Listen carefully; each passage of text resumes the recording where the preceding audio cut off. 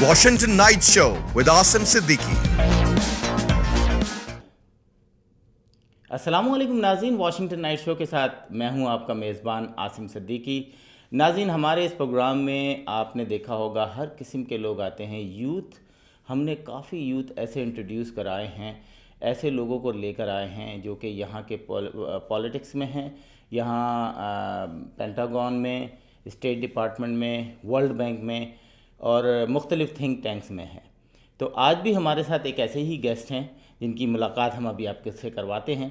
नाज़रीन, इस प्रोग्राम का मकसद ये है कि हम अमेरिका के अंदर ओवरसीज़ पाकिस्तानी जो हैं अपना किरदार अदा कर रहे हैं, लेकिन बाज़ दफ़ा हम नज़र नहीं आते। ये प्रोग्राम करने का मकसद भी यही होता है कि हम ऐसे लोगों को लेकर आएँ जिनको पता चले आपको कि पाकिस्तानी जो हैं, जैसे कि 11 सितंबर के बाद एक बहुत बड़ी तादाद पाकिस्तानियों की उन्होंने पॉलिटिक्स में हिस्सा लेना शुरू किया, और आज अभी जो इलेक्शन हुए उसमें एक बहुत बड़ी तादाद जो है मुस्लिम्स की जो है उन्होंने कामयाबी हासिल की। इसी स्टूडियो में जो है आतिफ़ करनी आए, जो कि इस वक्त वर्जीनिया के एजुकेशन मिनिस्टर हैं, और अभी हमारे साथ और लोग भी जो हैं इसी क्यू में हैं कि वो प्रोग्राम में आएंगे। तो एक छोटी सी ब्रेक लेते हैं और अपने मेहमान से आपका तारुफ कराते हैं। अब आपका होगा अपना घर, सपना घर।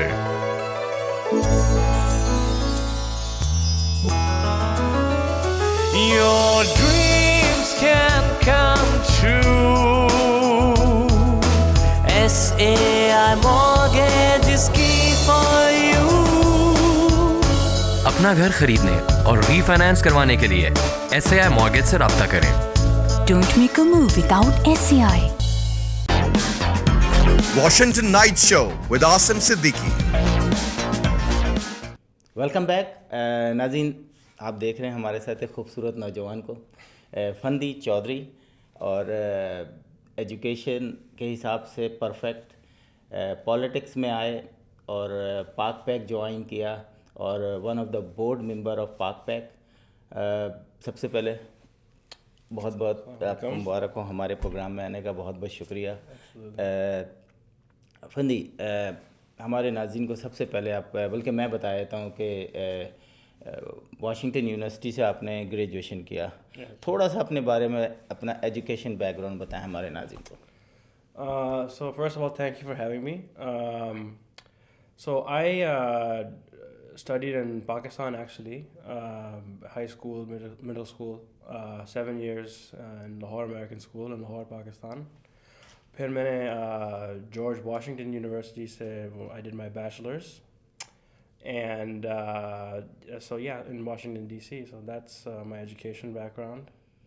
گریٹ. اینڈ تھوڑا سا ہم امریکن لائف پہ آنے سے پہلے یہ بتانا چاہتے ہیں، مطلب ہمارے ناظرین کو بتانا چاہتے ہیں کہ پاکستان کی جو 7 سال ہیں وہ کیسے رہے؟ You know, it was a very good experience because I lived all my life in the US, and I never lived in Pakistan or any other country.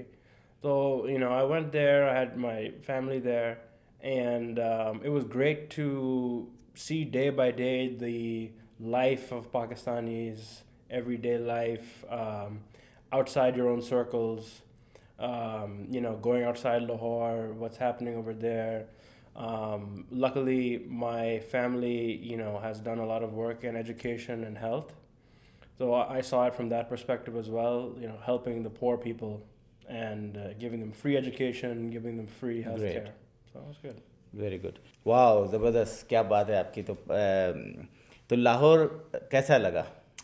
Well, Lahore is Lahore. Lahore ہے. So it's a great city, excellent, very vibrant, very, very cultural. You know, I always tell my friends from US that they're like, oh, how's Pakistan? You know, we hear it's this, like this. I'm like, there's great food, there's great people. You know, everyone's happy, they're having a good time, and you know, it's a historic city. So بالکل. ناظرین، ایسے لوگوں کو، ایسے بچوں کو، ایسے youth کو یہاں پہ انٹروڈیوس کرنے کا مقصد یہ ہوتا ہے کہ انہوں نے پاکستان بھی دیکھا ہے، امریکہ بھی دیکھا ہے، यकीनन अमेरिका फर्स्ट वर्ल्ड कंट्रीज़ में शामिल होता है, लेकिन जब ये पाकिस्तान देख कर आते हैं, लेकिन जब ये पाकिस्तान के बारे में यहाँ का परसेप्शन सुनते हैं ख़बरों में, तो फिर ये सोचते हैं कि नहीं, ये गलत है, हम जो पाकिस्तान देख कर आए थे वो अलग है। ऐसा नहीं है कि वहाँ दिन भर चोरियाँ होती हैं, ऐसा नहीं है कि वहाँ दिन भर डाकुए पड़ते हैं, लोगों पे जुल्म हो रहा होता है, नहीं। यहाँ का भी अगर आप मीडिया 24 घंटे में से 5 घंटे देख लें तो हम पागल हो जाएं, इतने क्राइम होते हैं 50 स्टेट्स के अंदर। तो हमारा मकसद ऐसे यूथ को यहाँ पर लाने का ये है कि हम बताएं कि ओवरसीज़ पाकिस्तान के अंदर और पाकिस्तान के बाहर कितना काम कर रहे हैं। तो अब चलते हैं हम अमेरिका की पॉलिटिक्स में। पाक पैक ज्वाइन किया आपने और हम मिले भी कई दफ़ा कैपिटल हिल के सामने वाली बिल्डिंग पे अफ्तार में।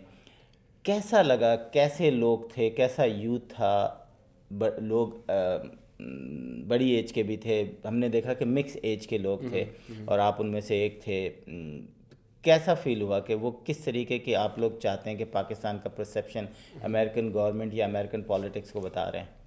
So let me bring back a little bit. The reason I joined PAKPAC. So, as you know, U.S.-Pakistan relations, are a very up and down. And over the last decade, they've had their bad times. So, मैंने देखा, I was in my apartment on the weekend, one weekend, and I saw a convention happening next to my apartment. What was the convention? It was APAC convention, the American-Israeli convention. And there was thousands and thousands of people that went there and participating in the American-Israeli relationship.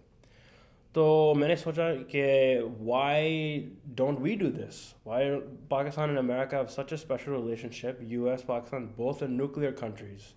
And we should also have a political action committee that's active, it's engaging the Congress on key issues, security assistance, terrorism, humanitarian aid, all that kind of stuff. So luckily I was introduced to PAKPAC by a good friend, and I was asked to come to the iftar, and I went there, and I was very surprised to see people from all cities that came from all over the country, all age groups, and it was a really good experience. And then I decided that I wanted to join. I joined the board, and now we are doing lots of work. Great. नाज़रीन, हम APAC का आपको बताते चलें, ये Israel का एक think tank है। एक वक्त ये था कि इसराइल और अमेरिका के हालात बहुत ख़राब थे, उस वक्त ये थिंक टैंक वजूद में आया है, और आज के दिन इस थिंक टैंक इतना पावरफुल है, मेरे ख्याल है अमेरिका का सबसे स्ट्रॉन्ग थिंक टैंक है। एम आई राइट? राइट। Yes. सो और यही वजह है कि इसराइल और अमेरिका के ताल्लुकात इतने स्ट्रॉन्ग हैं क्योंकि थिंक टैंक में उनकी शमूलियत, वो तमाम कांग्रेसमैन, सेनेटर्स इनके अप्रोच में होते हैं। कोई एक्टर, कोई हॉलीवुड का कोई एक्टर भी कोई बुरी बात इसराइल के ख़िलाफ़ नहीं कर सकता, उसके ख़िलाफ़। तो ये जो पाकपैक है, पाकपैक एक बहुत पुराना थिंक टैंक है, और हमने देखा कि जब भी ओबामा के ज़माने में जो ex president of United state थे कि हाँ, रमज़ान में एक अफ्तारी भी वहाँ होती थी, लेकिन जब से ट्रंप आए, प्रेसिडेंट ट्रंप, उस वक्त से थोड़ा सा हमने उधर नहीं, उसके सामने कर रहे हैं। तो जो हमारा लास्ट आपका पाकपैक का हुआ था, हमने देखा कि कांग्रेसमैन वहाँ पर आए, सेनेटर्स आए और दूसरे पॉलिटिशियंस आए। तो आपका क्या ख्याल है कि थोड़ा सा अगर हम पीछे चले जाएं और अभी राइट नाउ पाकिस्तान और अमेरिकन के जो ताल्लुकात हैं वो किस स्टेज पर हो सकते हैं? So obviously right now the Trump government has come in and they've taken a very hardline stance. They suspended all the security assistance, and they've they're favoring India in the region. As you see, what happened in Kashmir, and they haven't, the Trump administration at least hasn't really given much, pushback on it. So I think the military cooperation is at, is at a low point. There are some training programs Pakistan Army, U.S. Army have together. So then, looking at that, how can we improve that? there needs to be activism on the ground. It can't just be Pakistani government coming in and trying to make connections with the U.S. government. There needs to be some diaspora that's also helping in the situation, and meeting with the congressmen, senators here on the ground, and explaining to them Pakistan's stance. So right now, I think it was better maybe a decade ago, the relations. After OBL and those things happened, it took a dip, and now it's kind of low. But I think it's slowly Imran Khan's come. I think he's given a good, at least a vision and picture of the country from outside. And I think that we should use that as a platform to say, hey, look, Pakistan is turning a new leaf. Right. It's a new country now. We are getting rid of the old actors. We are bringing a new face. We have new initiatives. We're trying to bring up the poor people. And the U.S. should be an ally of Pakistan, help them fight their problems, not take away their resources and make it harder for them. Right. And actually Pakistan जो overseas Pakistani specially जो America और specially Washington DC हैं, वो Pakistan America, Pakistan Afghanistan, Pakistan India, 3 countries बड़ी important होती है, और सारी जो लॉबिंग और दीज थिंग्स जो होती हैं वो यहीं से होती हैं. तो आप कश्मीर को अभी आपने देखा कि कितना ज़बरदस्त किस्म का एक, अब 100 दिन से ज़्यादा हो गए हैं, और पहली दफ़ा अमेरिकन मीडिया ने भी 350 मेरे ख्याल आर्टिकल्स यहाँ से सिर्फ लिखे गए हैं और बोले गए हैं. तो क्या देखते हैं आप, आप एज ए यंग, क्या थिंकिंग है आपकी? I think that it's a human rights issue at the end of the day, and you've seen the American media you have to give them a little credit on that. The American media, New York Times and others, did publish a lot of stories about Kashmir. So I have to give them credit on that. And, I think this is where PAKPAC and a lot of the American Pakistani community, and also the Kashmiri community, really came to their own, because they immediately started reaching out to the congressmen in their areas and their districts and calling them. I personally visited their office of my congressman. Hey, this is happening. This is a human rights situation. Forget for right now that it's a dispute between 2 countries.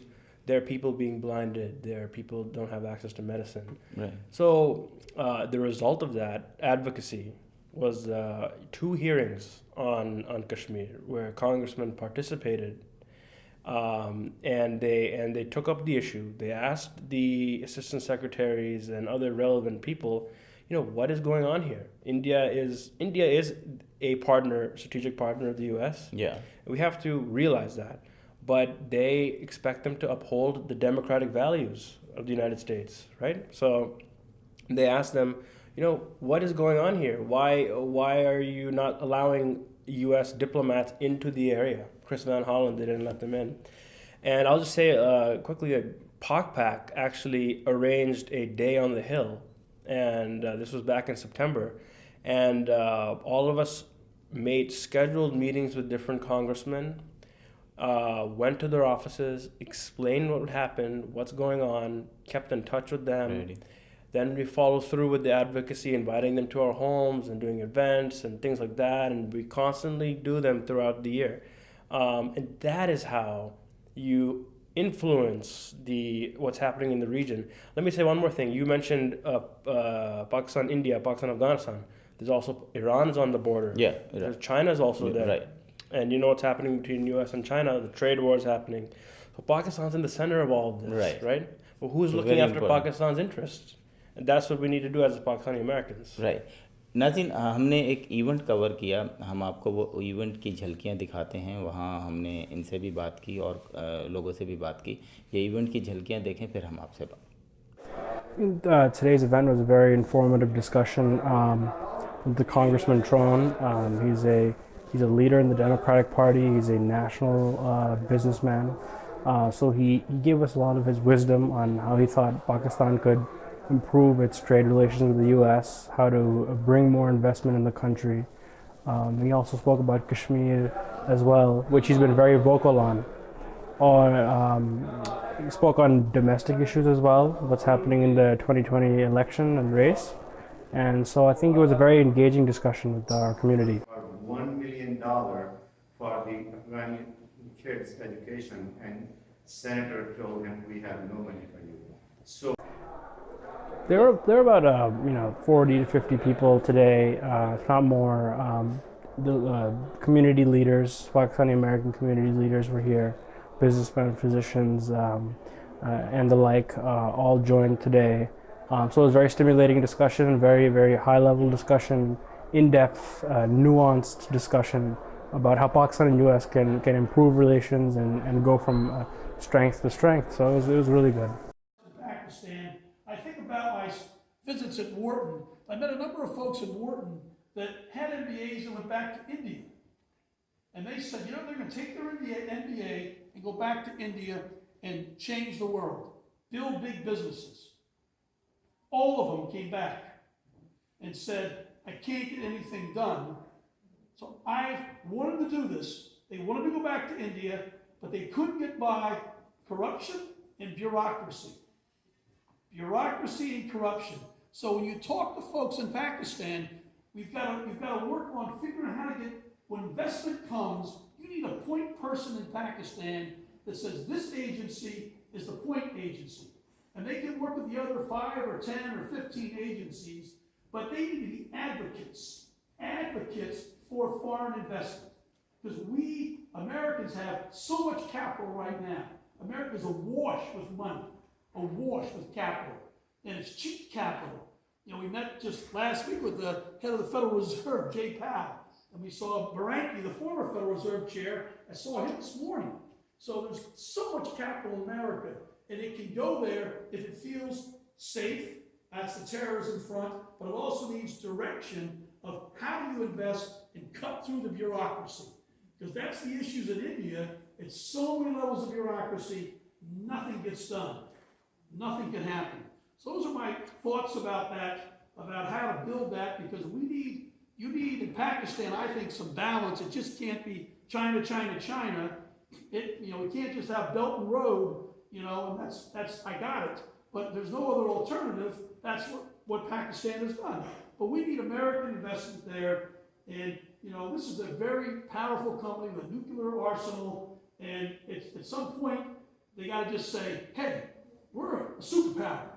And there aren't that many of them there. And, how can we conduct ourselves in that manner and welcome business investment?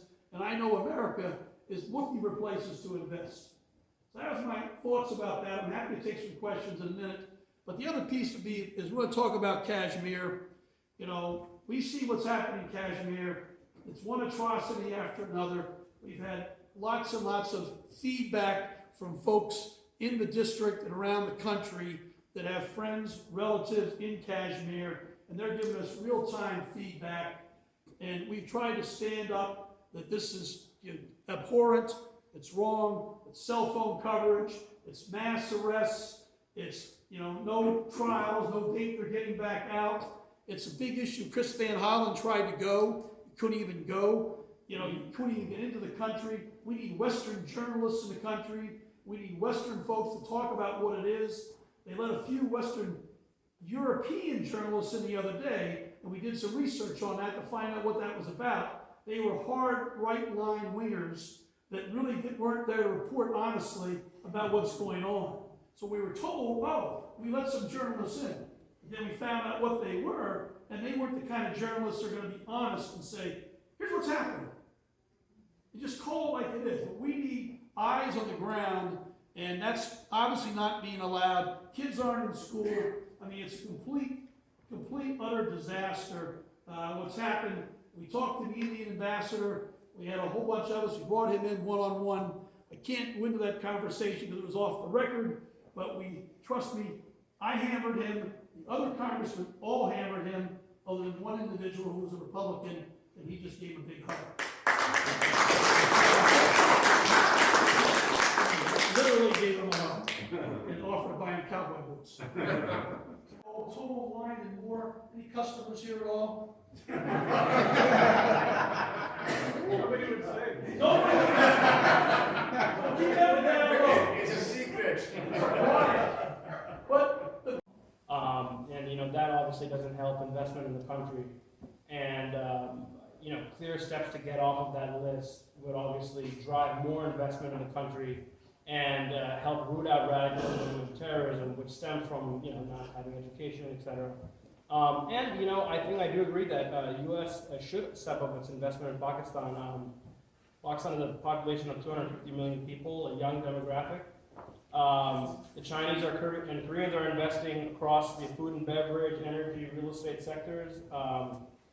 So I think U.S. increasing investment in Pakistan would be a good idea, especially with China coming in really with Belt and Road, and they've even bought 40% of the stock exchange. So they're really infiltrating all parts and all facets of the country. And I think the U.S. should step in there and maintain its influence in the region, not let China come in and leaving a vacuum in the region. So I definitely agree with that. As you know, we're bordered by Iran, Afghanistan, and India, not the friendliest of neighborhoods. But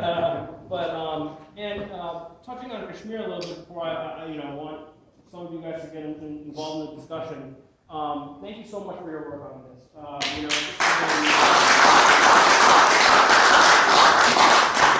We're here, we're nice and safe and in Maryland and everything like that, but I mean, there are a billion plus people in South Asia who are scared of what's going on with Narendra Modi and the RSS manifesto that the BJP party has adopted. And we must not forget, this is a perpetrator of a massacre in Gujarat, and he was not allowed into the United States at one point. So, we forget things quickly. Two Indian jets did cross the border back in February, across the line of control into Pakistan.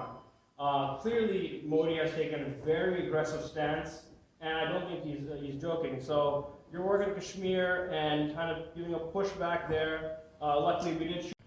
जी नाज़रीन, आपने देखा event की झलकियाँ कि congressman हो या senator हो या American politician हो, किस तरह इन्वॉल्व हैं कि वो लोगों से बातचीत करते हैं। अपने जो लोग उनसे पूछते हैं सवालात कि जी कश्मीर से रिलेटेड क्या हुआ या पाकिस्तान के हालात क्या हैं, तो वो आके बताते हैं। पाकिस्तानी लोगों, ओवरसीज़ पाकिस्तानियों के दरमियान बैठ के उनकी प्रॉब्लम सुनते हैं और फिर उसको जाके डिस्कस करते हैं अपने फोरम पे।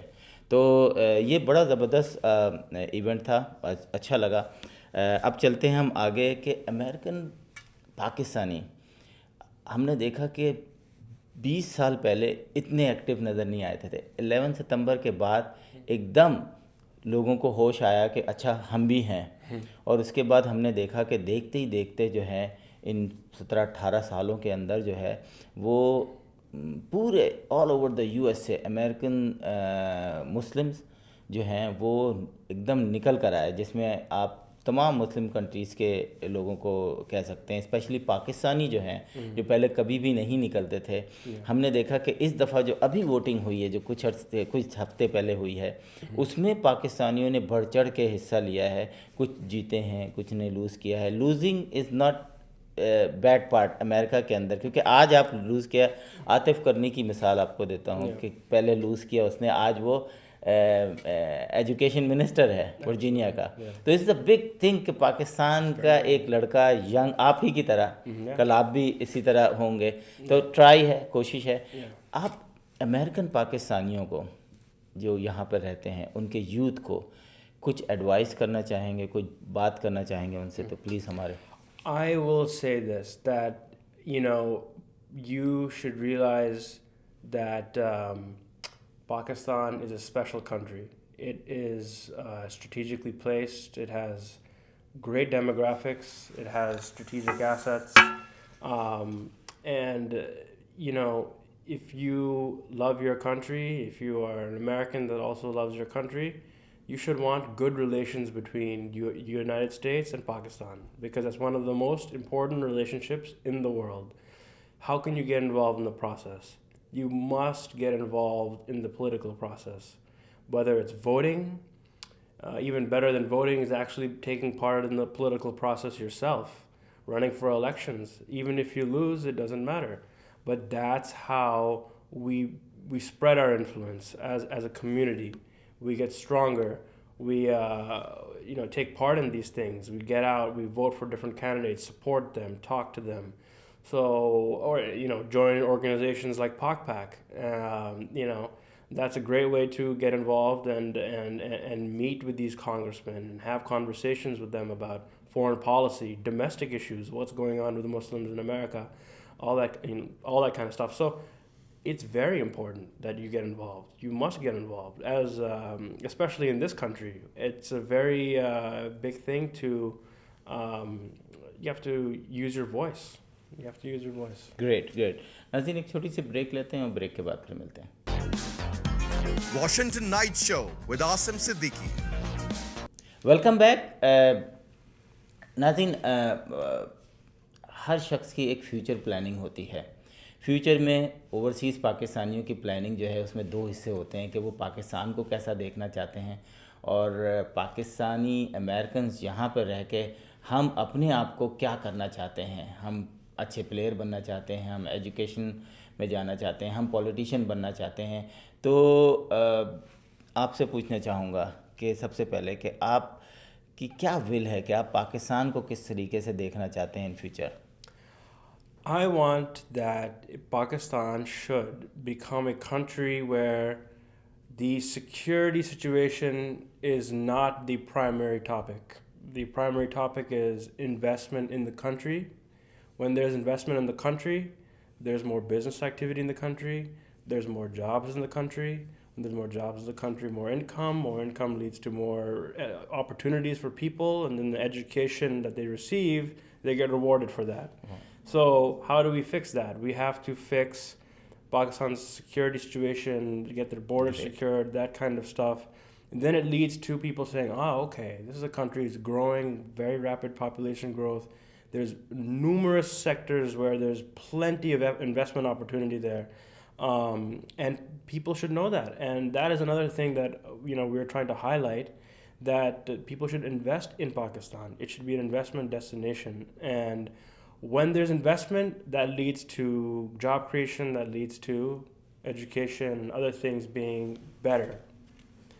So that's, that is how I would like to see Pakistan. I wanted, inshallah, it will be the taint of this militants and groups and other things like that, inshallah, will go away.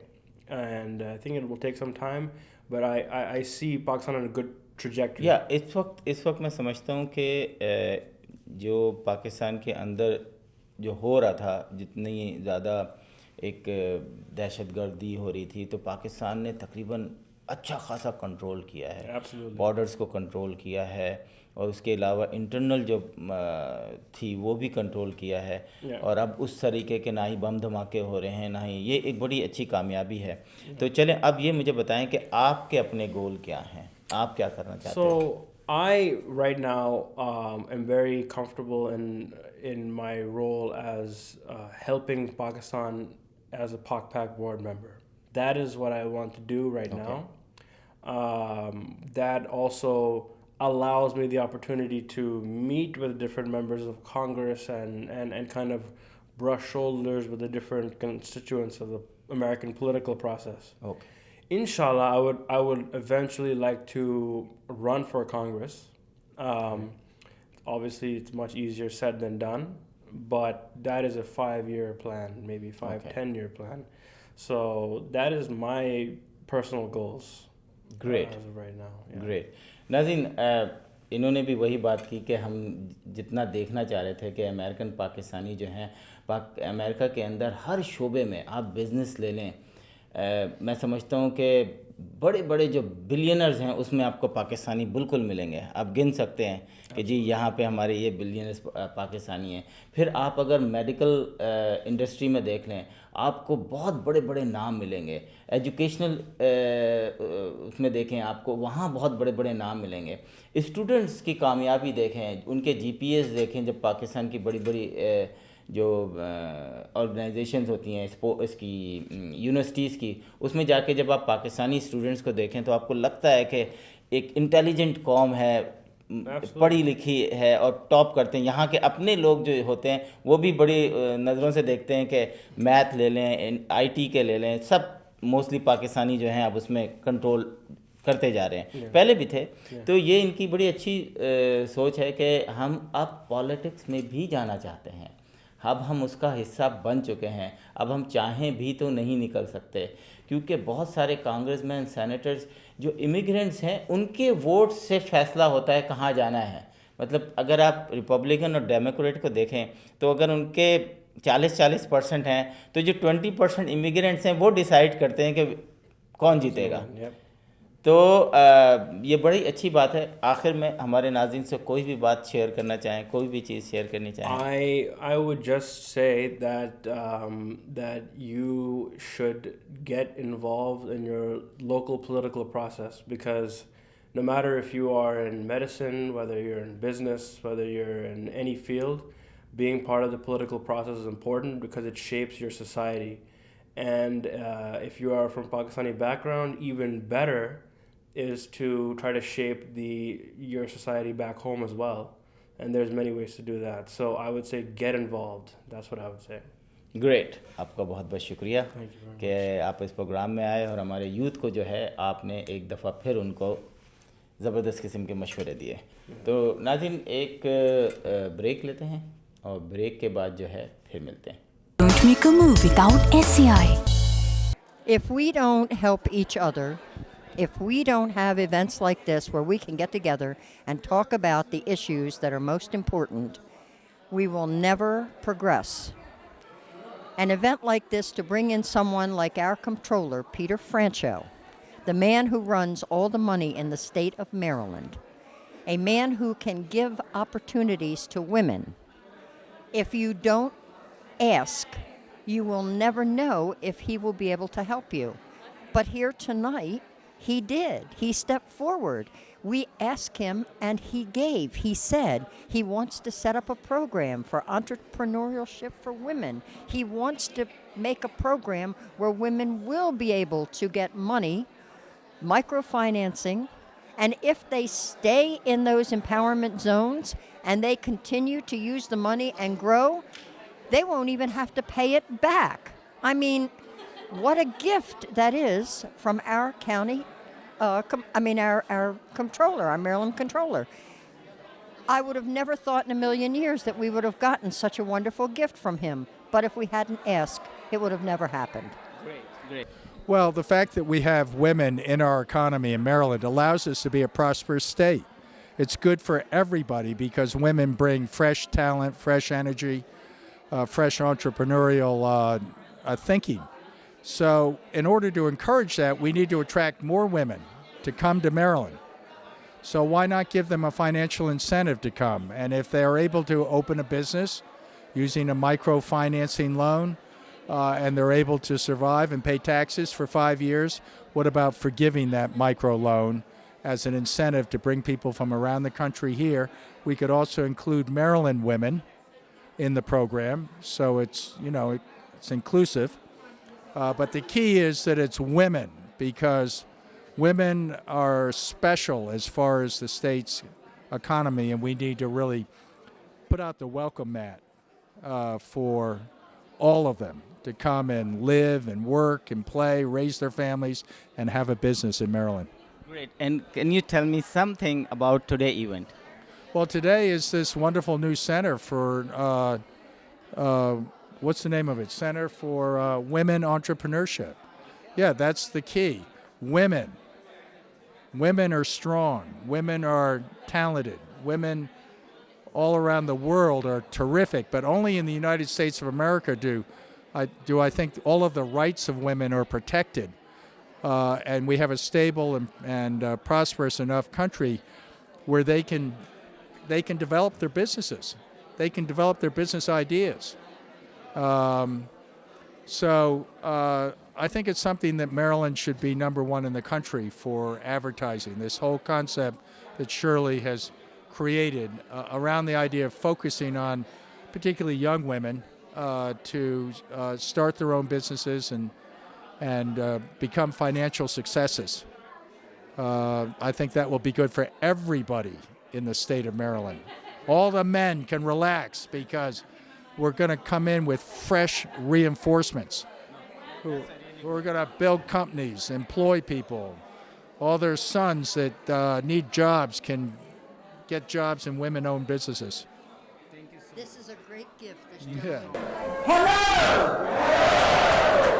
That's what I like to hear. I want to welcome everyone this evening. I want to thank you very much for your interest, for your heart, because that is going to be the most important thing that we can talk about tonight. I guess the reason why we're here is because, I hate to say this, women have been second-class citizens for a long time. And they have struggled for a long time not to be equals with anyone, but to just be appreciated for who and what they can do. Many times, women cannot advance because they don't have the credit, they don't have the experience. You might have a woman who has a lot of wonderful ideas, but she can't do anything with those ideas because she doesn't have the money to promote them. And so when you think about these kind of things, these are the kind of reasons why we're here. Because if there was a place where women could reach out and say, you know, with a couple of $100, I could start a business. Look around at most of the places where you go. I go to a lot of community organization meetings. I see plenty of women. I don't see a lot of men. Women are out there actively doing what they're supposed to be doing every single day, and when it comes to pay, they only get 82% of what a man makes. So somewhere along the line, it would be nice if we could equal that out. Micro lending could do that. And so that's the reason why we're here tonight to talk about micro lending. I'm going to start introducing people because we're already running late, and I want to make sure that we get everything in and everybody gets to speak, and that we have our wonderful guest speaker, Comptroller Franchot, gets to say his piece. The first person I'm going to introduce is Nicole Lee Ambrose, and she is going to talk about microlending for women. Nicole Lee?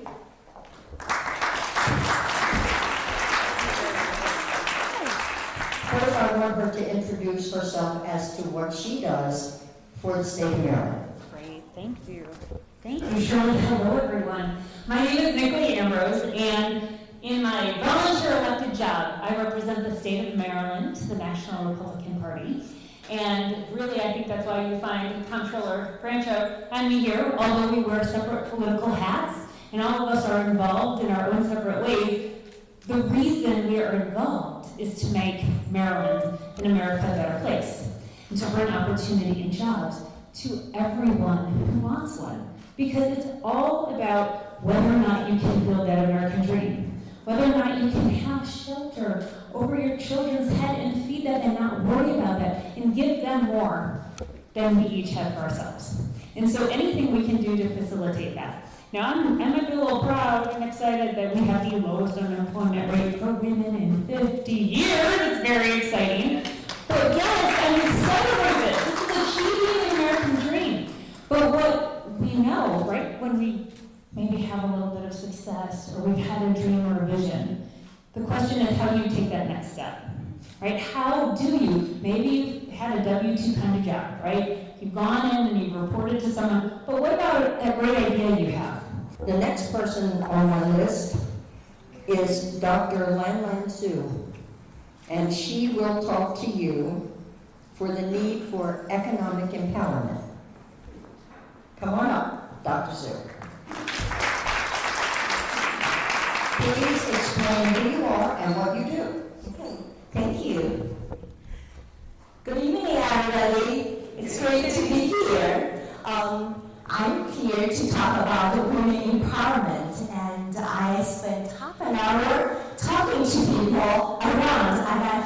Kyle already in the house.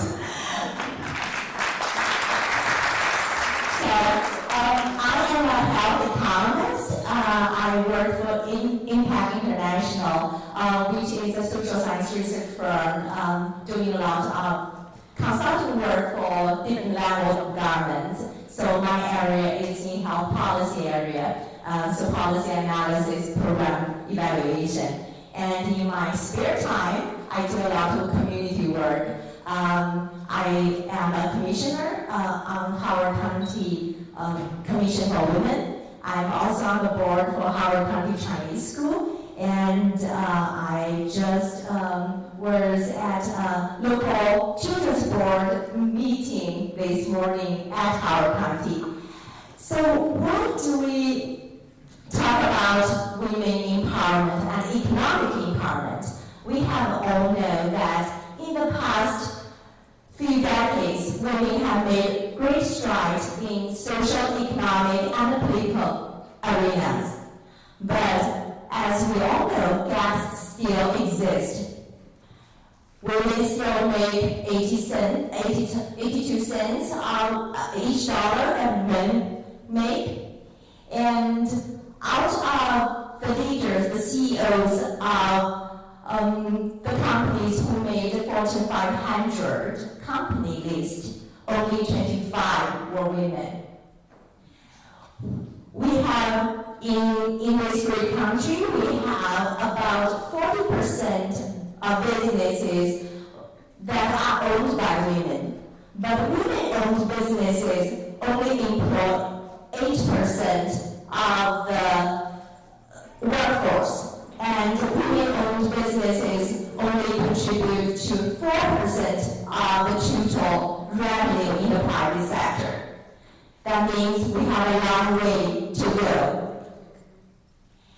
So, economic empowerment for women is not only the right thing to do, it gives women the independence that they need to make decisions for themselves and for their families.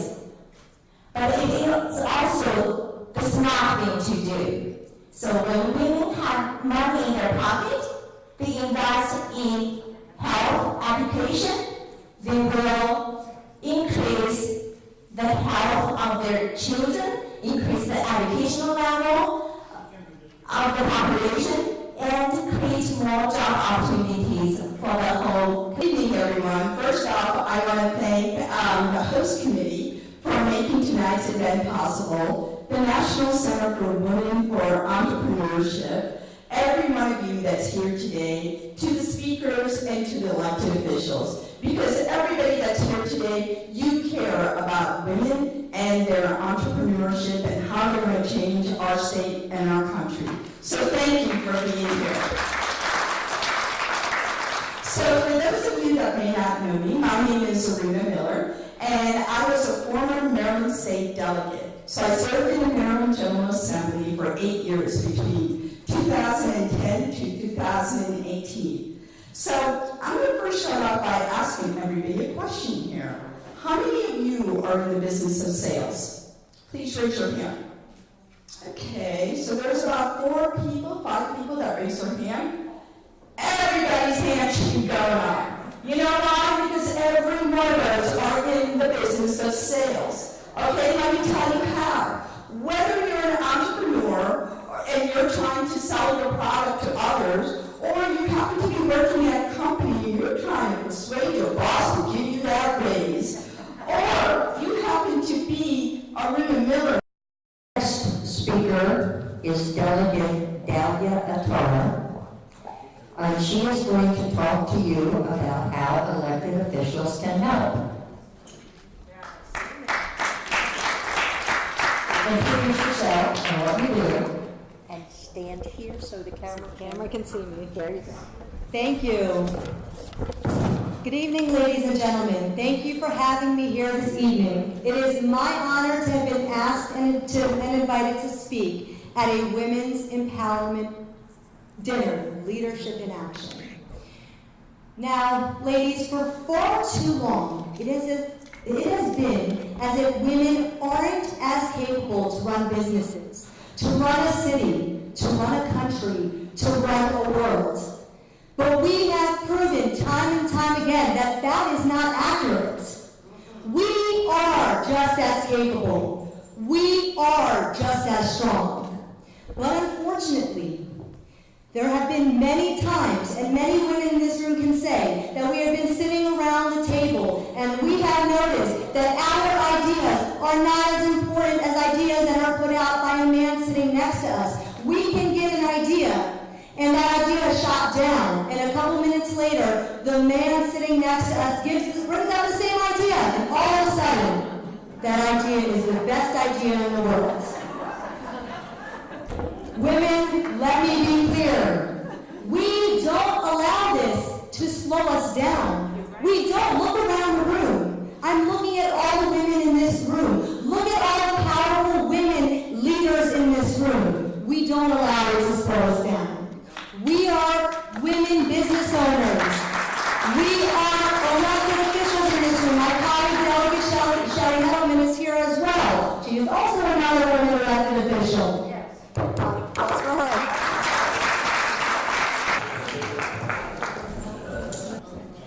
Our next speaker is Adana Black, and she is going to tell you about women.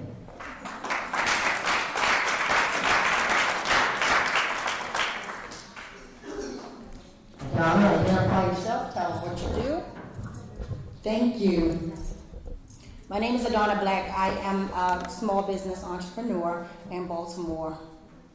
I just want to jump right into what I'm going to say, if you don't mind. A wife of noble character, who can find? She is worth far more than rubies. Her husband has confidence in her and lacks nothing of value. She brings him not harm, but good all the days of his life. She selects wool and flax and works with eager hands. She is like the merchant ships, bringing her food from afar. She gets up while it is still night, and she provides food for her family and portions for her maidservants. She considers a field and buys it. Out of her earnings, she plants a vineyard. She sets about her work vigorously. Sorry about that. My next speaker is Molly Hoops. Sorry, Molly. And she's going to talk to you about microlending, and she's going to introduce some people in our audience. Molly, tell them what you do. Thank you, Shirley. Everybody's so grateful to be here, but I speak for myself. So, microlending has already been sort of discussed. There's a lot of information about it. The United Nations website, for instance, it's huge elsewhere. And I would encourage anyone to do some research and think about how it really might be able to become relevant to, our economies. There are 2 billion actual people in the world who have no identities, according to banks, and therefore would never even, be welcome to receive the possibility of any funding for any business, for any reason, for whatever. There are a lot of people who live in a lot greater poverty than we witness or experience or whatever. So just to put it in a worldly perspective, it's probably important at some point, I would think. But anyway, we're in the state of Maryland, and the comptroller of this state is here also. So let me not delay this. But I do want to introduce 2 sponsors of this event, and they are both women whom I have met through my loose ties with some entrepreneurship, and I won't really go into my story, but I am from Maryland. I have experience with poverty and I was actually a recipient of temporary cash assistance for a period of time when my now almost 5-year-old twins were little. So I've been there. My grandfather was the Dean of Plastic Surgery at Johns Hopkins and retired to Gibson Island. So I grew up playing tennis there. So I always felt like I had a unique, ability to sort of run the range of economic resources. Let's just say. So I'm excited about that because it is a cause that's really, really dear to my heart, which is women's empowerment. Like Molly said, she experienced some poverty. I grew up in poverty, actually born in Baltimore City. And I am an entrepreneur, and I have been for the last almost 11 years. And what was important for me, thank you. What was important for me was to show my daughter and my children what was possible, even coming from poverty, even not knowing anything about money, being primarily financially illiterate. And so I Googled everything. As soon as I found out that there was a way to learn about any and everything, I started doing it. And when I did that, I started telling everybody what I learned.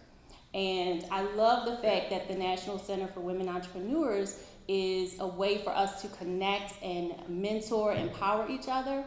Because one of my mentors is here today, Ms. Lila Arthur, right there at the table. And she was a huge part of my life.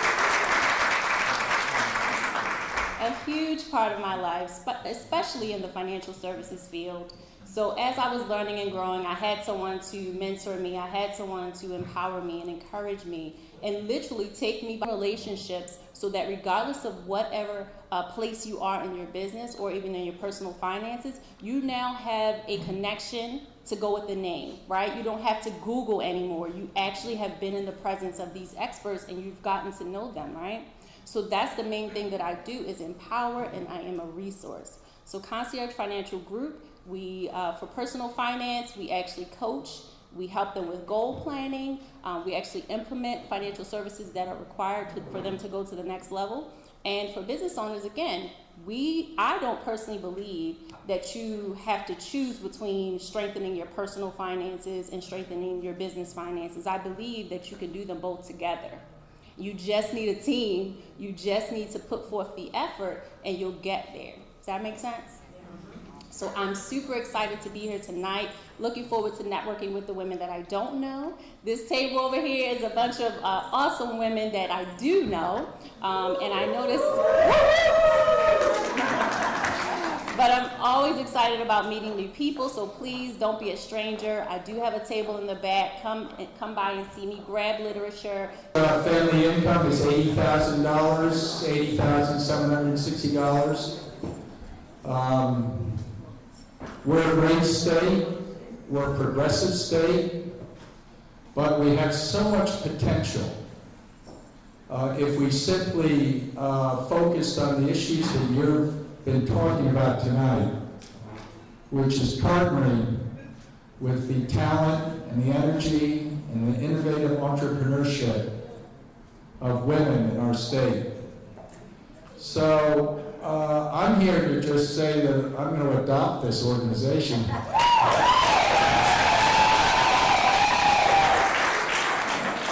I don't really deserve, I'm lucky to be your comptroller, thank you. I appreciate the fact that I've been able to have this office for, now this is my 13th year. You know, my mom was a Rosie Riveter, so she was a strong woman. My wife, who I've been married to for 40 years, is a very successful lawyer, and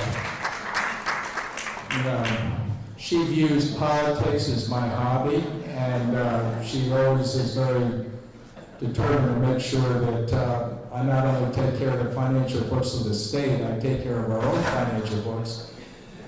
But she has a strong personality, and my daughter, who's 37 and has got 2 kids and a husband and makes more money in a month than I make in a year up in New York City. God bless her for her financial and entrepreneurial talent. Well, I'm thinking right now of a young woman that I met down in Prince George's County a week ago. Her name is April Richardson. She lived in Brentwood, just on the DC line. And that is officially declared as a food desert because there are no restaurants, or there weren't any. And she came up with the idea of why don't we do a version of a food court in one of the new development buildings. She called it a food hall, and it's basically she and the developer have worked out a business plan where they provide vendor spaces to young chefs, folks that are would like to open a restaurant but don't have the money to. And she has opened up this very successful, trying to think of the name of it, I think it's called Savor or something like that. But it's wildly popular in southern Prince George's border right there with DC. And it's been open about 3 months, and I asked her why exactly is it so successful. She said, well, number one, we've got really great food that we're offering. We're giving out opportunities to our young entrepreneurs, but mostly it's because I give financial advice to the people that we rent our little spots to here in the food hall. And that's the deciding factor as far as why she thinks it's going to be a huge success. So let me just indicate tonight that as your comptroller, I'm going to ask our economic staff to do something very innovative, and this is a little bit spur of the moment, so forgive me. I think it's stimulated by Delegate Attar. Let's say, shall we out there?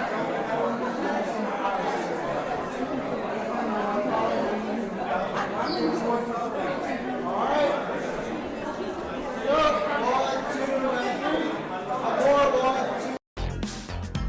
Washington Night Show with Asim Siddiqui.